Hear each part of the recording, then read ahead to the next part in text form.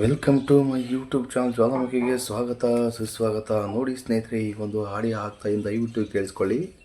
ಧರ್ಮಸ್ಥಳ ಆಗಿರ್ತಕ್ಕಂಥ ಅನಾಹುತಗಳ ಬಗ್ಗೆ ಧರ್ಮಸ್ಥಳದಲ್ಲಿ ಕೆಲಸ ಮಾಡ್ತಕ್ಕಂಥ ಮಾಜಿ ಕೆಲಸಗಾರ ಸ್ಫೋಟಕ ಹೇಳಿಕೆ ಕೊಟ್ಟಿದ್ದಾನೆ ನಮ್ಮ ಸೌಜನ್ಯ ಹೋರಾಟಗಾರರಿಗೆ.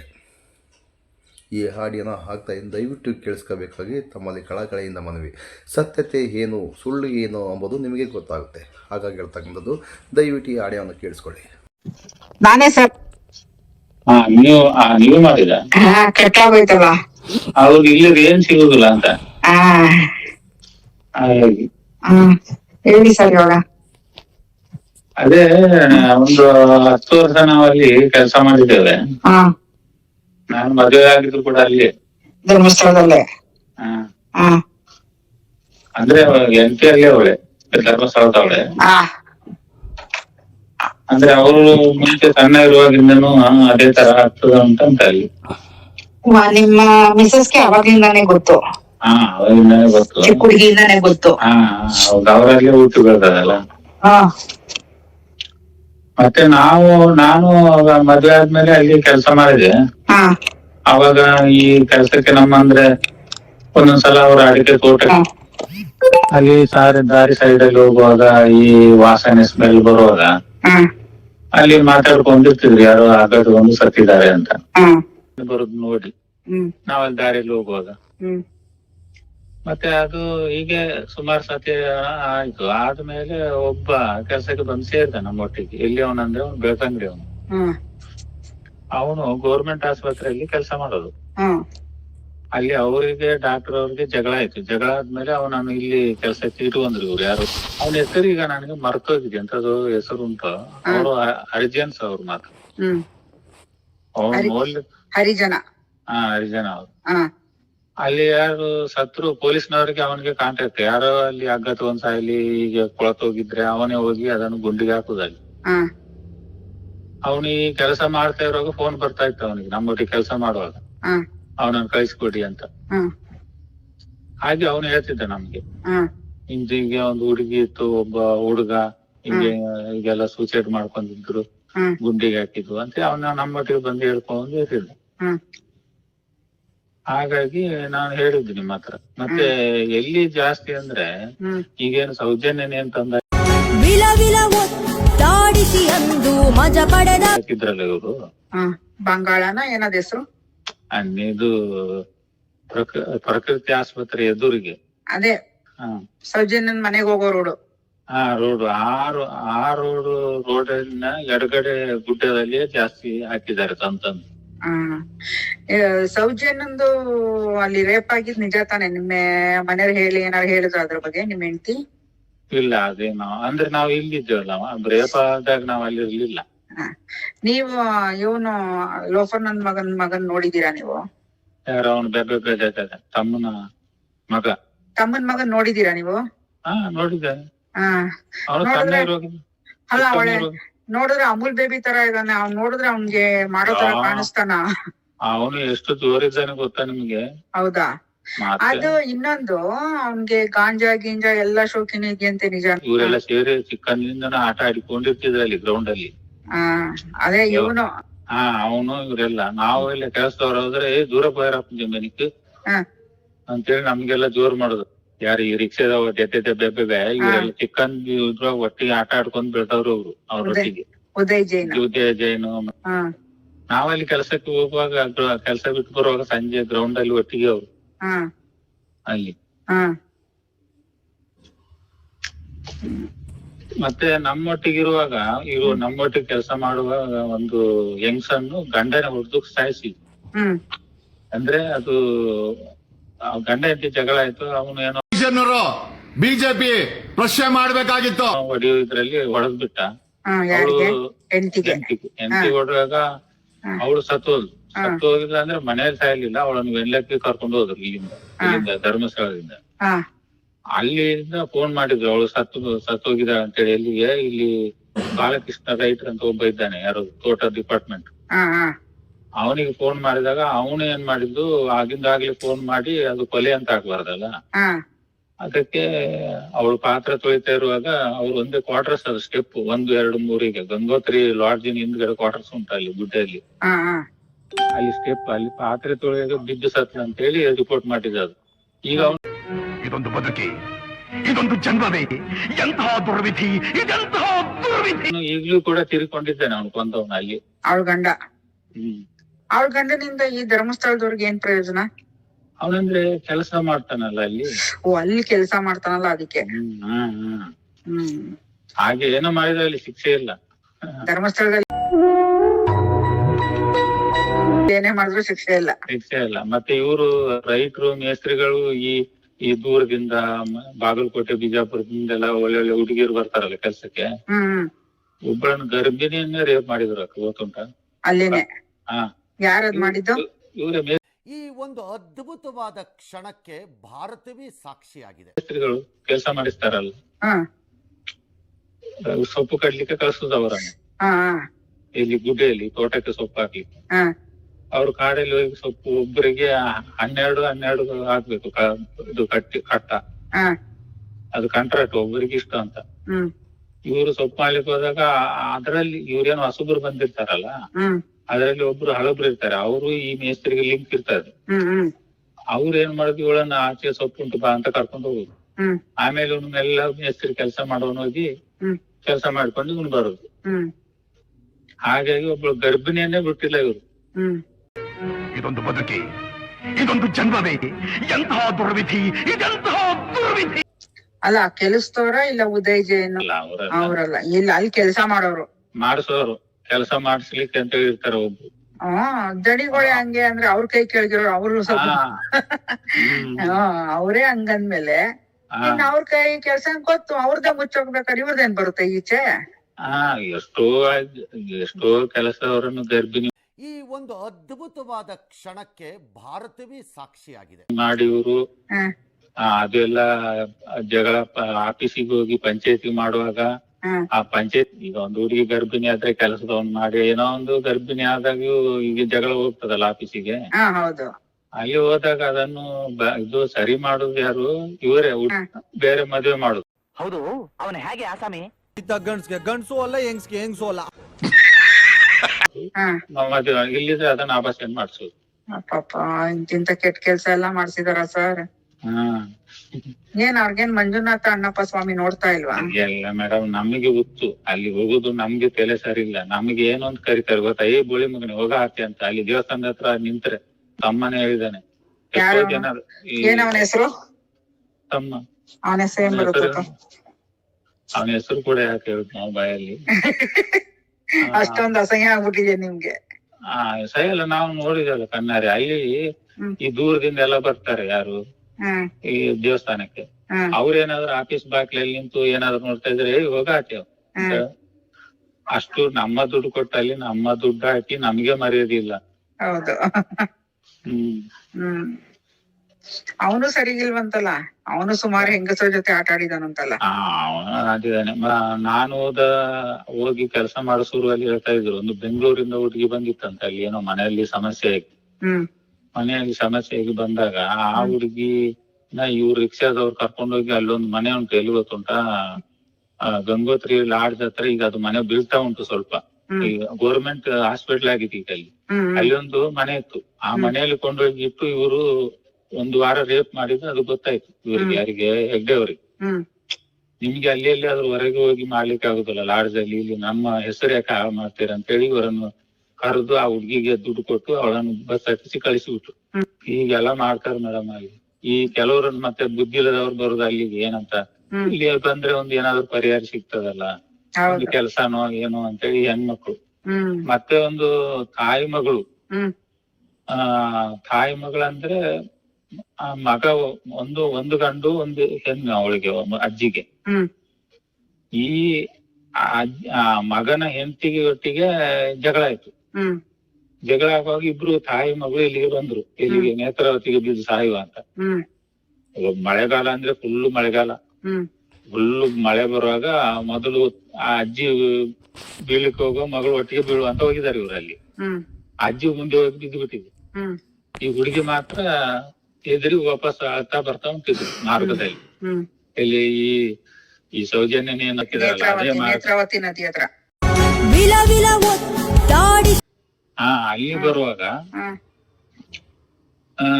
ಅಲ್ಲಿ ಒಬ್ಬ ಯಾರೋ ಒಳ್ಳೆ ಮನುಷ್ಯ ಅವನು, ಅಂದ್ರೆ ಹಾಗೇನು ಇದು ಅಲ್ಲ. ಈ ಹುಡುಗಿನ ಕೇಳಿದ ಅವ. ಹ್ಮ್ ಹೇಳುವಾಗ ನನ್ಗೆ ಈಗೀಗ ಆಯ್ತು, ತಾಯಿ ಬಿದ್ರು ಹೋದ್ರು ಅಂತ. ಮತ್ತೆ ಪೊಲೀಸ್ ಕಂಪ್ಲೇಂಟ್ ಆಯ್ತು, ಸುಮಾರು ಹುಡುಕಿದ್ರು ಸಿಗ್ಲಿಲ್ಲ ಅದು ತಾಯಿ. ಅಂದ್ರೆ ಮಳೆ ಜಾಸ್ತಿ ಬರ್ತಾ ಇತ್ತಲ್ಲ. ಹೌದು ಹೌದು. ಮತ್ತೆ ಆ ಹುಡುಗಿಯನ್ನು ಭಟ್ರ ಮನೆಯಲ್ಲಿ ಕೆಲ್ಸಕ್ಕೆ ಇಟ್ಟಿದ್ರು ಅಲ್ಲಿ. ಹ್ಮ್ ಇಲ್ಲಿ ದೇವಸ್ಥಾನ ಹಿಂದ್ಗಡೆ ಭಟ್ರು ಇದ್ದಾರಲ್ಲ, ಮದುವೆ ಎಲ್ಲ ಮಾಡಿಸ್ತಾರೆ. ಹಾ ಅಲ್ಲಿ ಏನೋ ಅವನೇನೋ ಭಟ್ರು ಏನೋ ಮಾಡಿದ್ನಂತೆ ಅವಳಿಗೆ. ಅದು ಕಿತಾಪತಿಯಾಗಿ ಹ್ಮ್ ಅದು ದೊಡ್ಡ ಜಗಳ ಎಲ್ಲ ಆಯ್ತಲ್ಲ ಭಟ್ರ ಮನೆ. ಅಲ್ಲವೇ ಆ ಹುಡುಗಿಯನ್ನು ಇಟ್ಟಿದ್ರಲ್ಲ ಅಲ್ಲಿ. ಹಾ ಅದು ಜಗಳ ಆದ್ಮೇಲೆ ಆ ಹುಡುಗಿ ಹೇಳ್ತು ನನಗೆ ಈಗ ಮಾಡಿದ್ದಾರೆ ಅಂತ. ಯಾರು ನಂಬ್ತಾರೆ? ಹೌದು. ಯಾರು ನಂಬೋರು ಯಾರು? ಯಾರು ಮತ್ತೆ ನಂಬೋರಿಲ್ಲ. ಮತ್ತೆ ಅವಳ ಅಣ್ಣ ಬಂದು ಕರ್ಕೊಂಡು ಹೋಗಿದ್ವು ಅವಳಿಗೆ. ಯಾವ ಊರವಳು ಅವಳು? ಅವ್ಳು ಬೆಂಗಳೂರು ಅಲ್ಲಿ ಅಂತ, ಅದೇ ದೊಡ್ಡ ಸಿಟಿಯಲ್ಲೇ ಊರು ಬೆಂಗಳೂರು. ಹ್ಮ್ ಅವ್ರೇನು ಯತಿ ಅವರೆಲ್ಲ ಯಾರು ಏನು ಕೇಳಲ್ಲ ಇದ್ರ ಬಗ್ಗೆ? ಇಲ್ಲ ಅದೆಲ್ಲ ಕೇಳಲ್ಲ ಮೇಡಮ್, ದುಡ್ಡು ಉಂಟಲ್ಲ ಅವ್ರಿಗೆಲ್ಲ ನೋಡಿ. ಮೋಸ್ಟ್ಲಿ ಅವ್ರ ಹೆಂಡತಿಗೆಲ್ಲ ಗೊತ್ತಿದೆ ಅನ್ಸುತ್ತೆ. ಅವ್ರ ಹೆಂಡತಿಗೆ ಒಂದು ಕಾರು, ಹಾ ಮಗನಿಗೆ ಒಂದು ಕಾರು, ಎಲ್ರಿಗೂ ಒಂದೊಂದು ಕಾರು ಉಂಟು. ಅವ್ರವರ ಡ್ರೈವರ್ ಒಬ್ಬೊಬ್ರು ಇದ್ದಾರೆ. ಅವ್ರವ್ರ ಕಾರಲ್ಲಿ ಅವ್ರವ್ರು ಹೋಗ್ಬಿಡ್ತಾರೆ. ಇವ್ರನ್ನೆಲ್ಲ ಯಾರು ಕೇಳ್ತಾರೆ? ಎಲ್ಲ ಒಂದೊಂದ್ ಕಾರಲ್ಲಿ ಓಡಾಡ್ತಾರೆ. ಹುಂಡಿ ದುಡ್ಡು ಬರಲ್ವೇ? ಹಾ ಬರ್ತದ. ನಮ್ಮಂಗ್ ನಿಮ್ಮಂಗ್ ಕಷ್ಟ ಪಡ್ಬೇಕ ಅವ್ರು. ಹ್ಮ್ ಮತ್ತೆ ಈ ಜಗಳ ಮೋಸ್ಟ್ಲಿ ಜಗಳ ಮಾಡಿ ಬಂದವ್ರು ಕೂರುದು ಮಾಹಿತಿ ಕಚೇರಿ ಮತ್ತೆ ಆ ದ್ವಾರ ಉಂಟಲ್ಲ ಮೇಡಮ್, ಅಲ್ಲೇ ಬಂದು ಕೂರುದು. ಹೆಂಗಸರಾಯ್ತು ಗಂಡಸರಾಯ್ತು. ಈ ಗಂಡಸರನ್ನು ಬಿಟ್ಟಿಲ್ಲ ಇವರು. ಗಂಡಸರ ಹತ್ರ ದುಡ್ಡು ನೋಡಿ ಅವರನ್ನು ಹೊಡೆದು ದುಡ್ಡು ಕಸ್ಕೊಂಡು ಬಿಟ್ಟಿದ್ದಾರೆ ಇವ್ರು. ಹಾ, ಕೆಲವ್ರು ಹಣ ಹೆಚ್ಚು ತಂದಿರ್ತಾರಲ್ಲ ಧರ್ಮಸ್ಥಳದವ್ರು, ಅವ್ರನ್ನು ಬಿಟ್ಟಿಲ್ಲ ಗಂಡಸರುನುವೆ. ಗಂಡಸರನ್ನು ಬಿಟ್ಟಿಲ್ಲ, ಹಣ ಕಿತ್ಕೊಂಡು. ಇದೊಂದು ಬದುಕಿ, ಇದೊಂದು ಜನ್ಮವೇ, ಎಂತಹ ದುರ್ವಿಧಿ, ಇದೆಂತಹ ದುರ್ವಿಧಿ. ಬರ್ದು ಇದೇ ರಿಕ್ಷಾದವ್ರು, ವೃಕ್ಷದವರು, ಡಿ ನಂಬರ್ ಅವರು. ಡಿ ನಂಬರ್ ನಾವು. ಇವನು ಉದ್ಯಾಜಯನ್ ಅಲ್ಲಿಗೆ ಯಾಕೋ ಒಂದು ಸದ್ದೇ ಇಲ್ಲ ಇವಾಗ ಉದ್ಯಾಜಯಂದು, ಸುಕುಮಾರ್ ಒಂದು. ಏನೋ ಸುದ್ದಿ ಇಲ್ಲ. ಅವ್ನ ಹೆಂಡತಿ ಅವ್ರ ಅಕ್ಕ ಬಂದ್ ಕರ್ಕೊಂಡ್, ಅವ್ರ ತಂಗಿ ಬಂದ್ ಕರ್ಕೊಂಡ್ ಹೋದ್ಲಲ್ಲ ಹೆಂಡತಿನ. ಹೌದೌದು. ಅವಾಗ್ಲಿಂದ ಅವ್ನ್ ಸದ್ದಿಲ್ಲ. ಇಲ್ಲ ಅಂದ್ರೆ ತುಂಬಾ ಹರ್ಕೋತಾ ಇದ್ದ ಬಂದಿ. ಅದು ಅವತ್ತು ಟಿವಿಯಲ್ಲೆಲ್ಲ ಹೇಳ್ತಾ ಇದ್ದೆ, ನಾನು ಹಾಗೆ ನೋಡ್ತೀನಿ ಅಂತಿನ, ಈಗ ನೋಡ್ತೀನಿ. 3ನೇ ಒಳಂತೆ ಇವಳು.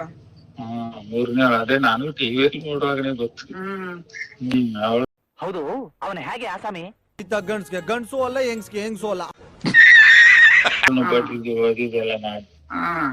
ಪಾಪ ಅವಳು ನೋಡಿದ್ರೆ ಹೊಟ್ಟೆ ಉರಿಯುತ್ತೆ ಪಾಪ. ಹೌದು ಮೇಡಮ್. ಬರೀ ಪಾಪದ ಕೆಲ್ಸಾನೇ ಮಾಡ್ತಾ ಇದಾರಲ್ಲ ಸರ್ ಇವರೆಲ್ಲ. ಈಗ ಮೇಡಮ್ ಮರೆಯೋದಿಲ್ಲ ಕೆಲಸದವ್ರ ನಂತರ. ನಾಯಿಗೆ ಅದ್ರ ಮರೆಯೋದುಂಟು, ಅದಕ್ಕಿಂತ ಕಡೆಯಾಗಿ ನೋಡ್ತಾರೆ. ಮತ್ತೆ ಇನ್ನೊಂದು ಮೇಡಮ್, ಅಲ್ಲಿ ಈ ದೇವಸ್ಥಾನದ ಎದುರಿಗೆ ಗಡಿಯಾರ ಉಂಟಲ್ಲ, ಗಡಿಯಾರ, ಆ ಗಡಿಯಾರದ ಸರ್ಪಕ್ಕೆ ಒಂದು ಹೋಟೆಲ್ ಉಂಟು. ಅದ್ರ ಹೆಸರು ಏನೋ ಮರ್ತೋಗಿದೆ ನನ್ಗೆ. ಆ ಹೋಟೆಲ್ ಅಲ್ಲಿ ಈ ಶಾಲೆ ರಜೆ ಬಿಟ್ಟಾಗ ಈ ಕೆಲವು ಹುಡುಗರೆಲ್ಲ ಬರ್ತಾರೆ ಕೆಲ್ಸಕ್ಕೆ. ಎಲ್ಲಿ ಹೇಳಿ? ಈ ದೇವಸ್ಥಾನ ಎದುರಿಗೆ ಒಂದು ಗಡಿಯಾರ ಉಂಟಲ್ಲ. ದೇವಸ್ಥಾನ ಎದುರುಗಡೆ ಗಡಿಯಾರ ಇದೆ. ಅಲ್ಲಿ ಅದರ ಎದುರಿಗೆ ಒಂದು ಹೋಟೆಲ್ ಉಂಟು ನೋಡಿ. ಹೋಟೆಲ್ ಅವನು ಕೆಲಸದವ್ರಿಗೆ ಸಂಬಳನೇ ಕೊಡಲ್ಲ. ಈ ಸಂಬಳ ಕೊಡುವಂತ ಜಗಳ ಮಾಡಿದ್ರೆ ಹೊಡೆದು ಅಲ್ಲಿ ಶಾಲೆ ಉಂಟಲ್ಲ ಅಲ್ಲಿ. ಇದೊಂದು ಬದುಕಿ, ಇದೊಂದು ಜನ್ಮವೇ, ಎಂತಹ ದುರ್ವಿಧಿ, ಇದೆಂತಹ ದುರ್ವಿಧಿ. ಈ ದೇವಸ್ಥಾನ ಎದುರಿಗೆ, ದೇವಸ್ಥಾನ ಎದುರುಗಡೆ ಅತಿಥಿ ಅಲ್ಲ, ಅದಕ್ಕೇನೋ ಹೆಸರು ಉಂಟು. ಇವ್ರ ಮನೆ ತಾನೆ ಗ್ರೌಂಡ್ ಅಲ್ಲಿ ಇದೆಲ್ಲ ಹೋಟ್ಲು, ಅದು ತಾನೇ ಹೇಳ್ತಾ ಇರೋದು. ಗ್ರೌಂಡ್ ತೃಪ್ತಿ ಹೋಟೆಲ್ ಅದು ಅಲ್ಲ, ಅದಲ್ವಾ? ಅದಲ್ಲಿ ಎದುರಿಗೆ ಗಡಿಯಾರದ ಎದುರಿಗೆ ಬರ್ತದೆ. ಅಲ್ಲಿ ಈ ಕೆಲಸಕ್ಕೆಲ್ಲ ಬಂದು ಸೇರ್ತಾವ ಈ ಮಕ್ಕಳು ಶಾಲೆ ಸೂಟಿ ಬಿಟ್ಟಾಗ. ಅವ್ರು ಈ ಸಂಬಳ ಕೇಳಿದ್ರೆ ಕೆಲಸ ಮಾಡಿದ್ದು ಹಾಕಿ ಹೊಡೆದು ಹಾಕಿ ಬಿಡುದು ಅಂತ ನೇತ್ ಹಾಕಿ ಬಿಡುದು ಅಲ್ಲಿ ಶಾಲೆಯಲ್ಲಿ ಆತ್ಮಹತ್ಯೆ. ಅಂತ ಎಷ್ಟೋ ಮಾಡಿದಾನೆ ಅವನು ಹೋಟೆಲ್. ನಾವು ಈ ಒಂದು ಅದ್ಭುತವಾದ ಕ್ಷಣಕ್ಕೆ ಭಾರತವೇ ಸಾಕ್ಷಿಯಾಗಿದೆ. ಜೊತೆಗೆ ದಣಿಗಳು ಏನೇನಿದ್ದಾರೆ ಆ ದಣಿಗಳ ಜೊತೆ ಸೇರ್ಕೊಂಡು ಅಲ್ಲಿ ಇರೋರುವೆ ಮಾಡ್ತಾ ಇರ್ತಾರೆ. ಅವ್ರ ಅಂಗಡಿಯವ್ರು ದೊಡ್ಡ ಕಾಲ್ರು ಅವ್ರು. ಅವ್ರಂತೆ ನಡೆದ್ರೆ ತಾನೇ ಅವ್ರಿಗೆ ಅಂಗಡಿ ಕೊಡೋದು. ಎಷ್ಟೋ ಜನನು ಹೊಡೆದಾಕಿದೆ ನಮ್ಮ ಅಲ್ಲಿ. ಇವ್ರ ಹರಿಜನ್ಸ್ ಕಾಲನಿ ಉಂಟಲ್ಲ, ಅಲ್ಲಿ ಗ್ರೌಂಡ್ ಮೇಲೆ ಹರಿಜನ ಕಾಲನಿ ಇಲ್ವಾ ಹಾ ಕ್ವಾರ್ಟರ್ಸ್, ಹಾ ಅಲ್ಲಿ ಎಲ್ಲ ಸುತ್ತಮುತ್ತ ಅವ್ರ ಮನೆ ಹತ್ರದಲ್ಲಿ ಕೆಲವು ತಂದು ಮರದಲ್ಲಿ ನೇತು ಹಾಕಿಬಿಟ್ಟಿದ್ದಾರೆ. ಹಾ ಇದೇ ಸಂಬಳ ಪೇಮೆಂಟ್ ವಿಷಯದಲ್ಲಿ ಜಗಳ ಆಗಿ. ಹಾ ಸಂಬಳ ಕರೆಕ್ಟ್ ಆಗಿ ಕೊಡ್ತಾ ಇದ್ರ ನಿಮ್ಗೆ? ಅದೆಲ್ಲ ಕೊಡ್ತಾರೆ, ಸಂಬಳದ ಏನ್ ತೊಂದ್ರೆ ಇಲ್ಲ. ಏನಿಗ್ ಮತ್ತೆ ನಾನು ಇರುವಾಗ ನಡವಳಿ ಎಲ್ಲ ಆಯ್ತು. ನಡವಳಿ ಅವಾಗ 2 ತಿಂಗಳು ಸಂಬಳ ಒಮ್ಮೆಲೆ ಕೊಟ್ರು ನಮ್ಗೆ, ಕೆಲಸ ಮಾಡದಿದ್ರು. ಅದೆಲ್ಲ ಉಂಟು, ಬೋನಸ್ ಎಲ್ಲ ಕೊಡ್ತಾರೆ. ಒಳ್ಳೆ ಸಂಬಳ ಎಲ್ಲ ಕೊಡ್ತಾರೆ. ಸಂಬಳ ಎಲ್ಲ ಕೊಡ್ತಾರೆ. ಮಾಡುದು ಅನ್ಯಾಯ, ಅದೇ ಸಮಸ್ಯೆ. ಪೇಮೆಂಟ್ ಏನ್ ತೊಂದ್ರೆ ಇಲ್ಲ, ತಿಂಗಳಾಗುವಾಗ ಕರೆಕ್ಟ್ ಆಗಿ ಕೊಟ್ಬಿಡ್ತಾರೆ. ಕರೆಕ್ಟ್ ಆಗಿ ಕೊಟ್ಬಿಡ್ತಾರೆ. ಅಂದ್ರೆ ಕೆಲಸ ಮಾಡಕ್ ಬೇಕಲ್ಲ ಜನ. ಅವ್ರು ಎಲ್ಲಿ ಮಾಡ್ತಾರೆ, ಅವ್ರು ಎಲ್ಲಿ ಮಾಡ್ತಾರೆ, ನಾವು ಮಾಡಿದ್ರೇನೆ ಕ್ಲೀನ್ ಆಗುತ್ತೆ. ಮತ್ತೆ ಇನ್ನೊಂದು, ಅಲ್ಲಿ ಧರ್ಮಸ್ಥಳದಲ್ಲಿ ಊರವ್ರು ಯಾರು ಊಟಕ್ ಬಂದ್ರೆ ಊಟಕ್ಕೆ ಕುಣಿಸಲ್ವಂತೆ ಅಲ್ಲಿ. ಎಲ್ಲಿ ಧರ್ಮಸ್ಥಳದಲ್ಲಿ? ಇಲ್ಲಿ ಛತ್ರದಲ್ಲಿ. ಹೌದು, 1 ದಿವಸ ನೋಡ್ತಾರೆ, 2 ದಿವಸ ನೋಡ್ತಾರೆ, 3ನೇ ದಿವಸ ಇದ್ರೆ ಹೊರಗೆ ಹಾಕಿಬಿಡ್ತಾರೆ. ಈ ಒಂದು ಅದ್ಭುತವಾದ ಕ್ಷಣಕ್ಕೆ ಭಾರತವೇ ಸಾಕ್ಷಿಯಾಗಿದೆ. ಊರ್ನವ್ರು ಬಂದ್ರೆ ಸೇರ್ಸಲ್ವಂತಲ್ಲ, ಬರೀ ಯಾತ್ರಿಗಳು ಮಾತ್ರ ಅಂತಲ್ಲ ಊಟ ಅಲ್ಲಿ. ಹೌದೌದು, ಊರಿನವ್ರಿಗಿಲ್ಲ. ಊರ್ನವ್ರಿಗಿಲ್ವಂತಲ್ಲ. ಹೊರಗಡೆಯಿಂದ ಬಂದವ್ರಿಗೆ ಅದು ಸಹ 2 ದಿವಸ. 2 ದಿವಸ ನೋಡ್ತಾನೆ, ಅಲ್ಲಿ ಒಬ್ಬ ನಿಂತಿರ್ತಾನಲ್ಲ ಬಾಕಿ. ಅಯ್ಯೋ 2 ದಿನ ಅಲ್ಲ, ಇವತ್ತು ರೂಮ್ ತಗೊಂಡ್ರೆ ನಾಳೆ ಖಾಲಿ ಮಾಡ್ಬೇಕು ನೀವು, ಕಂಡೀಷನ್ ಅವ್ರದ್ದು. ಮತ್ ಇನ್ನೊಂದೇನಂದ್ರೆ, ನಮ್ದು ರೂಮ್ಗೆ ಆಧಾರ್ ಕಾರ್ಡ್ ಎಲ್ಲ ತಗೊಂಡಿರ್ತಾರಲ್ಲ, ಅದು ಎಲ್ಲಾ ಲಾಡ್ಜ್ಗಳಿಗೂ ಆಗುತ್ತಂತೆ ಇವ್ರು ಇಲ್ಲಿ ರೂಮ್ ಮಾಡಿದ್ರು ಅಂತ. ನಾವು ಅದನ್ ಬಿಟ್ಟು ಇನ್ನೊಂದ್ ಕಡೆ ರೂಮ್ ಮಾಡಕ್ ಹೋದ್ರೆ ಆಗಲ್ವಂತೆ. ಇದೊಂದು ಬದುಕಿ, ಇದೊಂದು ಜನ್ಮವೇ, ಎಂತಹ ದುರ್ವಿಧಿ, ಇದೆಂತಹ ದುರ್ವಿಧಿ. ಅದೇ ತುಂಬಾ ವರ್ಷದಿಂದ ಇತ್ತು, ಅದ್ 12 ವರ್ಷದಿಂದಾನು ಇದೆ. ಫಸ್ಟ್ ಮಧ್ಯದಲ್ಲಿ ಸ್ವಲ್ಪ ಗಲಾಟೆ ಇರ್ಲಿಲ್ವಲ್ಲ ಇದು, ಈಗ ತೀವ್ರ ಮಾಡ್ಕೊಂಡು ಹೋಗ್ತಾ ಇರೋದು. ಇವಾಗ ಯಾವಾಗ ನ್ಯಾಯ ಸಿಗ್ಲಿಲ್ಲ, ಸಂತೋಷ್ ರಾವು ಯಾವಾಗ ನಿರಪರಾಧಿ ಅಂತ ಗೊತ್ತಾಯ್ತು, ಅವಾಗ್ಲಿಂದ ಸ್ವಲ್ಪ ಅಲ್ಲ ನೋಡಿ ಮೇಡಮ್, ಈಗ ಸಂತೋಷ್ ರಾವೇ ಮಾಡಿದ ಅಂತ ಹೇಳಿವ ನೀವು ನಾವು. ಅವನು ಮಾಡಿ ಅಲ್ಲಿ ಯಾಕೆ ನಿಲ್ತಾನೆ? ಹೌದು, ಅವ್ನು ಎಲ್ಲಿಯಾದ್ರು, ಈಗ ಅವನು ಕಾರ್ಕಳದವ, ಅವನಿಗೆಲ್ಲ ಗೊತ್ತುಂಟು. ನಾನು ಇಲ್ಲಿ ಈ ಕೆಲಸ ಮಾಡಿ ನಾನು ಇಲ್ಲಿ ನಿಂತ್ರೆ ನನ್ ಮೇಲೇನೆ ಬರ್ತದೆ ಅಂತ. ಅವನಿಲ್ಲ ಸರ್, ಅವ್ನ್ ನೋಡ್ರೆ ಹಂಗ್ ಕಾಣಿಸ್ತಾ. ಹೋಗ್ಲಿ ಸರ್, ಈಗ ನಾವೇ ನೋಡೋಣ. ಯಾವತ್ತು ನಾನು ಫೋಟೋ ನೋಡುವಾಗ ಟಿವಿಲಿ ಪೇಪರ್ ಆಗ್ಲಿ ಚೆನ್ನಾಗ್ ಕಾಣಿಸಲ್ಲ. ನನ್ಗೆ ಅವ್ರ ಮಾವನೇ ಫೋಟೋ ಕಳ್ಸಿದಾರೆ. ಮೈ ಮೇಲೆ ಒಂಚೂರು ಬಟ್ಟೆ ಇರ್ಲಿಲ್ವಂತೆ ಸರ್, ಗುಂಡ ಏನು. ಆ ಹುಡುಗಿದು ಕತ್ತಲ್ ಚೈನ್ ಹಂಗೆ ಇದೆ. ಅವಳು ಸೌಜನ್ಯ ಕತ್ತಲ್ ಚೈನ್ ಹಾಕಿದ್ಲಲ್ಲ ಚಿನ್ನದ್ದು, ಆ ಚೈನ್ ಹಂಗೆ ಇದೆ. ಮತ್ತೆ ಕಿವಿದು ಹಂಗೆ ಇದೆ. ಮತ್ತೆ ಒಬ್ಬ ಆ ಕೆಲ್ಸ ಮಾಡಕ್ ಸಾಧ್ಯ ಇಲ್ಲ. ಇಲ್ಲ ಅದು ಸಾಧ್ಯ ಇಲ್ಲ. ಕೇಳಿ, ಅಲ್ಲ ಅವನು ಮಾಡಿದ್ರು ಕೂಡ ಅಲ್ಲಿ ನಿಲ್ಲಿಕ್ಕಿಲ್ಲ ಮೇಡಮ್. ಸಿಕ್ಕದ್ದು ಅಲ್ಲಲ್ಲ, ನಿಲ್ಲದು ಬೇರೆ ಪ್ರಶ್ನೆ. ನೀವು ಇವಾಗ ಒಂದು ಗಂಡು ಹೆಣ್ಣು ಅಂದ್ರೆ, ನೀವು 10 ಏಟು ಹೊಡೆದ್ರು ನಾನು 1 ಏಟು ಹೊಡಿದಿ ನಿಮ್ ಬಿಡಿಸ್ಕೊಳಕ್ಕೂ ಆಗುತ್ತೆ. ನಿಜನೋ ಸುಳ್ಳು? ಅದು ಮತ್ತೆ ಜನಗಳು ಹೋಗುವ ದಾರಿ ಅದು. ಯಾವಾಗ್ಲೂ ಅಲ್ಲಿ ಜನ ಬರ್ತಾನೆ ಇರ್ತಾರೆ. ಇನ್ನು ಅವಳು ವಯಸ್ಸು ಹುಡುಗಿ ಬೇರೆ. ಎಷ್ಟೇ ಇದಾದ್ರೂ ಅಷ್ಟೊಂದೆಲ್ಲ ಮಾಡಕ್ ಆಗಲ್ಲ ಸರ್ ಒಬ್ಬನ ಕೇಳಿ. ಅವ್ನ ಎಷ್ಟೇ ಬಾಡಿ ಬಿಲ್ಡರ್ ಆಗ್ಲಿ, ಏನೇ ಆಗಿರ್ಲಿ ಆಗಲ್ಲ ಅಲ್ವಾ? ಇದು 4-5 ಜನ ಸೇರಿದಾರೆ ಇವ್ರು. ಅಲ್ಲಿಂದಾನೇ ಎತ್ಕೊಂಡು ಹೋಗಿ ಎಲ್ಲೋ ಇದು ಮಾಡಿ ತಂದಾಕಿದ್ದಾರೆ. ಯಾಕಂದ್ರೆ ಇವ್ರು ಕ್ರೂರಿಗಳು ಯಾರು? ಈ ಒಂದು ಅದ್ಭುತವಾದ ಕ್ಷಣಕ್ಕೆ ಭಾರತವೇ ಸಾಕ್ಷಿಯಾಗಿದೆ. ಮಾಡೋದು ಈ ಕ್ರೂರಿಗಳೇ. ಈ 4 ಜನ ಇದಾರಲ್ಲ ಕ್ರೂರಿಗಳು, ಇವ್ರೇನೆ. ಯಾಕಂದ್ರೆ ಇವ್ರು ಗಾಂಜಾ ಹೊಡೆದಿರ್ತಾರೆ, ಫುಲ್ ನಿಶಾದಲ್ಲಿ ಇರ್ತಾರೆ. ಅದು ನೋಡೋರ್ಗೆ ಅದು ಗೊತ್ತಾಗಲ್ಲ. ಇಲ್ಲ ಮೇಡಮ್, ಈ ಸೌಜನ್ಯ ಹೋಗ್ತಾ ಬರ್ತಾ ಇಲ್ಲಲ್ಲ, ಆ ದಾರಿ ಭಾರಿ ಇದು ದಾರಿ. ಅದು ಯಾವ್ದು ಗೊತ್ತುಂಟ? ಪಾಂಗಳಕ್ಕೆ ಹೋಗುದು. ಇವಳನ್ನ ಅವ್ರು ತುಂಬಾ ದಿವಸದಿಂದ ನೋಡಿದ್ದಾರೆ. ಸ್ನೇಹಿತರೆ, ಇಷ್ಟೊತ್ತು ಕೇಳಿಸ್ಕೊಂಡ್ರಲ್ಲ, ಸತ್ಯಾಂಶ ಏನೆಂಬುದನ್ನು ನೀವು ಒಮ್ಮೆ ಪರಿಶೀಲಿಸಿ. ಈ ಹಾಡಿದಲ್ಲಿ, ಈ ವಿಡಿಯೋದಲ್ಲಿ ಏನಾದ್ರು ನಾನು ತಪ್ಪು ಮಾತಾಡಿದರೆ, ಅಕಸ್ಮಾತ್ ಏನಾದರೂ ಒಬ್ಬ ವ್ಯಕ್ತಿಯ ಬಗ್ಗೆ ತೇಜಾವಾದಿ ಮಾಡಿದರೆ ದಯವಿಟ್ಟು ನಮ್ಮನ್ನು ಕ್ಷಮಿಸಿ. ನಾವು ಯಾವುದೇ ಒಂದು ದುರುದ್ದೇಶದಿಂದ ಈ ವಿಡಿಯೋ ಮಾಡ್ತಾ ಇಲ್ಲ. 4 ಜನಕ್ಕೆ ಗೊತ್ತಾಗಲಿ, ಆ ಸ್ಥಳದಲ್ಲಿ ಆಗಿರ್ತಕ್ಕಂಥ ಘಟನೆಗಳ ಬಗ್ಗೆ 4 ಜನಕ್ಕೆ ಗೊತ್ತಾಗಲಿ, ನಮಗೆ ಸೌಜನ್ಯಳಿಗೆ ನ್ಯಾಯ ಸಿಗಲಿ ಅಂತ ಒಬ್ಬ ಉದ್ದೇಶದಿಂದ ಮಾತ್ರ ಈ ವಿಡಿಯೋನ ಹಾಕ್ತಾ ಇರೋದು. ದಯವಿಟ್ಟು ಏನಾದರೂ ತಪ್ಪಾಗಿದ್ರೆ ಇನ್ನೊಮ್ಮೆ ಕ್ಷಮಿಸಿ ನಮಗೆ ನ್ಯಾಯ ಕೊಡಿಸಬೇಕಾಗಿ ಇಡೀ ಕರ್ನಾಟಕ ಜನತೆ, ನಮ್ಮ ದೇಶದ ಜನತೆಯಲ್ಲಿ ಕೇಳಿಕೊಳ್ಳೋದು ಒಂದೇ, ಜಸ್ಟಿಸ್ ಬೇಕು, ಜಸ್ಟಿಸ್ ಬೇಕು, ಜಸ್ಟಿಸ್ ಫಾರ್ ಸೌಜನ್ಯ. ಇನ್ನು ಯಾರಿಲ್ಲ ನಮ್ಮ ಚಾನಲನ್ನು ಸಬ್ಸ್ಕ್ರೈಬ್ ಮಾಡ್ಕೊಳ್ಳೋದು ದಯವಿಟ್ಟು ಸಬ್ಸ್ಕ್ರೈಬ್ ಮಾಡ್ಕೊಳ್ಳಿ, ಶೇರ್ ಮಾಡಿ, ಕಮೆಂಟ್ ಮಾಡೋದು ಹೇಳ್ತಾ ಈ ವಿಡಿಯೋನ ಇಲ್ಲಿಗೆ ಮುಗಿಸ್ತಾ ಇದ್ದೀನಿ. ನೆಕ್ಸ್ಟ್ ವಿಡಿಯೋದಲ್ಲಿ ಸಿಗ್ತೀನಿ ಸ್ನೇಹಿತರೆ. ನಮಸ್ಕಾರ. ಎಲ್ಲ ಕರ್ನಾಟಕ ಜನತೆ, ನಮ್ಮ ದೇಶದ ಜನತೆಗೂ, ವೀಕ್ಷಿಸುತ್ತಿರುವ ಎಲ್ಲರಿಗೂ, ಸರ್ವರಿಗೂ ನಮಸ್ಕಾರಗಳು.